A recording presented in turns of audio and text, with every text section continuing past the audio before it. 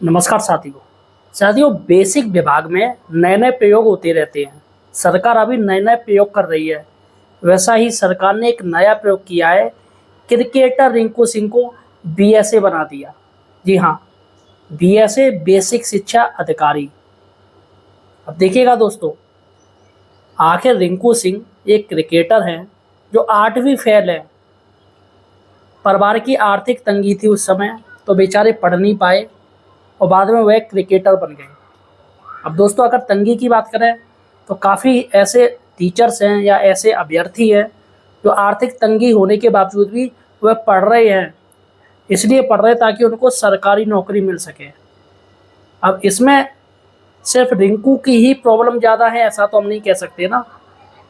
अब वो अभ्यर्थी बेचारे परेशान हैं कि सरकार कब भर्ती लाए, कब पद भरेगी। बेचारों ने बीएड कर लिया, कुछ बहुत लोगों ने कह दिया कि बीटीसी कर लो, तो उन्होंने बीटीसी कर लिया। अब बीटीसी डीएलएड हो चुकी है, डीएलएड कर लिया। डीएलएड के बाद टेट भी कर लिया, सीटेट भी कर लिया, सुपर टेट भी कर लिया और बहुत से आगे पढ़ाई कर रहे हैं, एमएससी कर रहे हैं, एमए कर रहे हैं, लेकिन भर्ती आ ही नहीं रही है।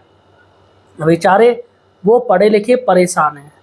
लेकिन दोस्तों, अंतर्राष्ट्रीय क्रिकेटर रिंकू सिंह को सरकार ने बीएसए पद दे दिया, सीधी भर्ती दे दी।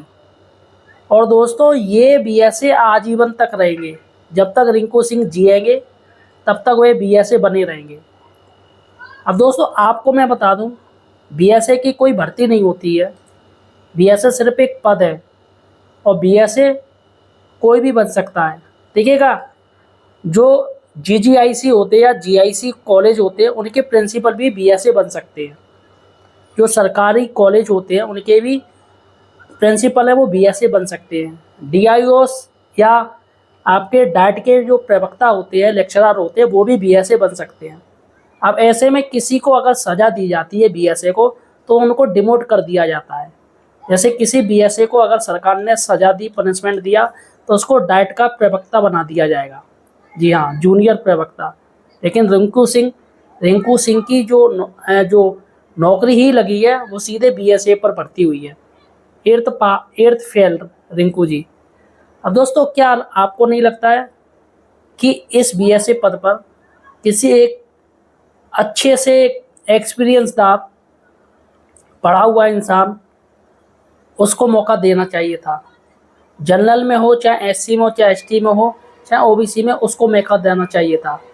लेकिन दोस्तों, सरकार ने कहा है कि रिंकू सिंह 8th तक पढ़े हुए हैं, तो वह कक्षा 8 तक के बच्चों को आसानी से समझ सकते हैं, इसलिए हम उनको बीएसए बना रहे हैं।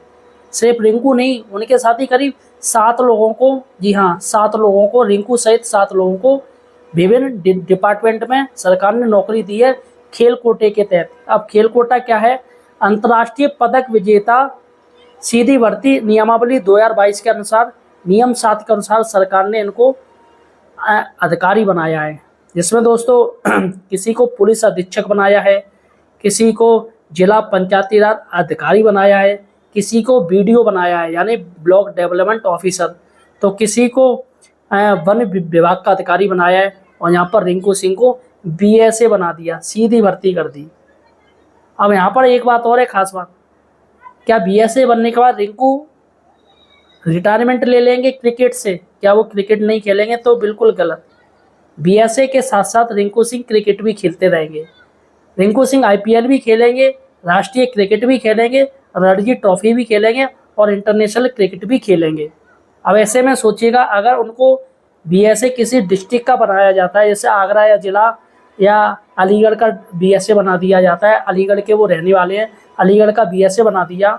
अब ऐसे में दोस्तों उनका आईपीएल में नंबर आ गया, तो मुझे लग रहा है 1-2 महीने के लिए वह बीएसए का वहीं उनकी कुर्सी खाली रहेगी और वो क्रिकेट खेलेंगे।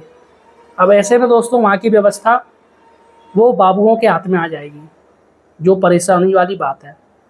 सरकार कोई भी भर्ती नहीं कर रही है, अभी तक कोई भर्ती नहीं करी। 8 साल हो गए, अभी तक कोई भर्ती नहीं है। एलटी ग्रेड में भी 7 साल हो गए, अभी तक कोई भर्ती नहीं है।